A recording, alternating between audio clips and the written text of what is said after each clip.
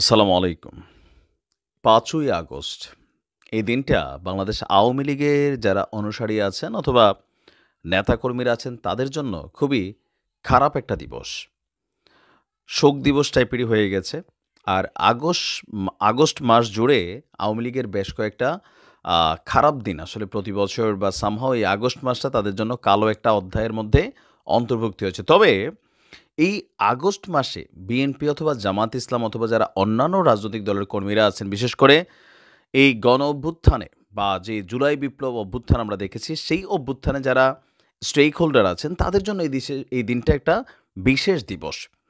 তো ছাত্রদের ১ম থেকেই দাবি ছিল, যখন এই সরকারের পটভূমি পরিবর্তন হলো, যে ৫ই আগস্টকে একটা স্পেশাল দিবস হিসাবে যেন এটাকে নোটেড করা হয় বা রাষ্ট্রীয় দিবসে পরিণত করা হয়।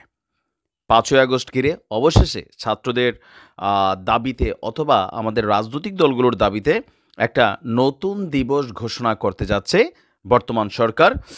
আর পরবর্তী সময়ে যে সরকারগুলো আসবেন, তারা এই দিবসটাকে আসলে গ্যাজেটেড ভাবে রাখবেন নাকি রাখবেন না, আপাতত আমরা বলতে পারছি না। পরবর্তী সময় হয়তো বোঝা যাবে। বাট আমার ধারণা এটা আনটিল কখনো বাংলাদেশে আওয়ামী লীগ ক্ষমতায় যাওয়ার আগ পর্যন্ত এই দিবসটা রাষ্ট্রীয়ভাবে পালন করা হবে, জাতীয় দিবস হিসাবেই অন্তর্ভুক্তি হতে যাচ্ছে। তো কি এই দিবস?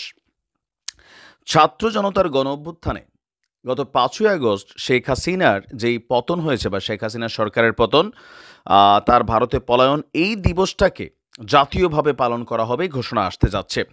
প্রতি বছর ৫ই আগস্টকে জুলাই গণ অভ্যুত্থান দিবস জুলাই গণ অভ্যুত্থান দিবস হিসাবেই পালন করা হবে রাষ্ট্রীয়ভাবে। প্রশাসনিক উন্নয়ন সংক্রান্ত সচিব কমিটি ইতিমধ্যেই বিষয়টিকে অনুমোদন দিয়ে দিয়েছেন। আর বাকি আছে উপদেষ্টা পরিষদের বৈঠকে চূড়ান্ত অনুমোদন। তো এখানেও এটা 100% ক্লিয়ারেন্স পেতে যাচ্ছে।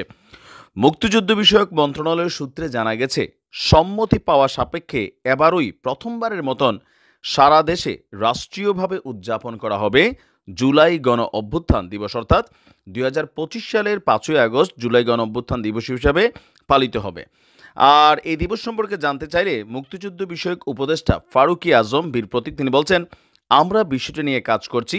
জুলাই গণ অভ্যুত্থান দিবস সহ জুলাই গণ অভ্যুত্থান অধিদপ্তরও আপনার গঠন হতে যাচ্ছে। আর এটার প্রস্তাব অনুমোদনের জন্য মন্ত্রিপরিষদ বিভাগে পাঠানো হয়েছে, মানে উপদেষ্টা পরিষদের বিভাগে গেছে।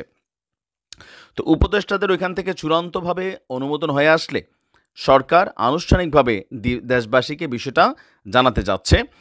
আর দেশে আরও একটি গণঅভ্যুত্থান দিবস জাতীয়ভাবে পালিত হয়, সেটা হচ্ছে প্রতি বছর ২৪শে জানুয়ারি আমরা এই গণঅভ্যুত্থান দিবস পালন করে থাকি।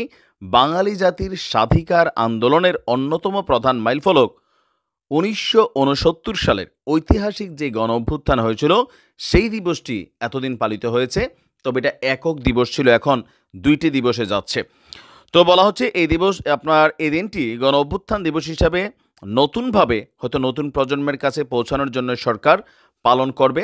আর এই দিবসের প্রতিপাদ্য বিষয় হবে আওয়ামী লীগ সরকারের পতন কিভাবে হয়েছিল, ফেসিজম অথবা স্বৈরাচারের পরিণতি কি হতে পারে, এটাই কিন্তু থাকবে মূল প্রতিপাদ্য বিষয়। এবং এই দিবসে আমাদের বিভিন্ন ধরনের হয়তো এখানে গ্রাফিতি অথবা স্মৃতিচারণ অথবা এই দিবসকে কেন্দ্র করে নাটক, প্রামাণ্যচিত্র, গল্প, কবিতা, উপন্যাস অনেক কিছুই হয়তোবা পালিত হবে। আর এই দিনটা কি সরকারি ছুটি থাকবে নাকি থাকবে না, সেটা হয়তো আমরা খুব শীঘ্রই জানতে পারবো। তো দেখা যাক এই দিবসের ভ্যালুটা আসলে কতটুকু বাঙালি জাতি এটার মূল্যায়ন করে, আর কি সময় বলে দিবে। ভালো থাকুন।